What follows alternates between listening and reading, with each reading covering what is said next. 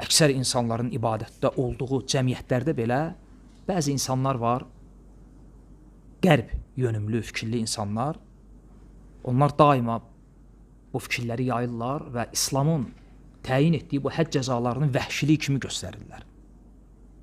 Və çox qəribədir, məsələn, deyirlər ki, nə üçün oğrudur, oğurluq edib, onun nə üçün əli kəsilməlidir, tutaq ki, kimsə zinə edib, nə üçün daşqalaq olunmalıdır, yəni bu vəhşilikdir.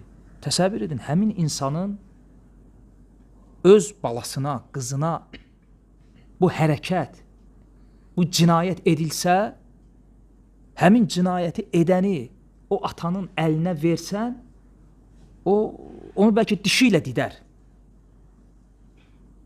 Aydındır. Həm də çox qəribədir, əgər oğrunun əli kəsiləcəksə, sən oğru deyilsənsə, sən niyə narahat olursan? Zinakar daşqalaq olunacaqsa, sən niyə narahat olursan? Yəni, şəriət deyir ki, oğrunun əli kəsilməlidir. Mən oğurluq eləmirəmsə, mən niyə narahat olmalıyam? Aydındır.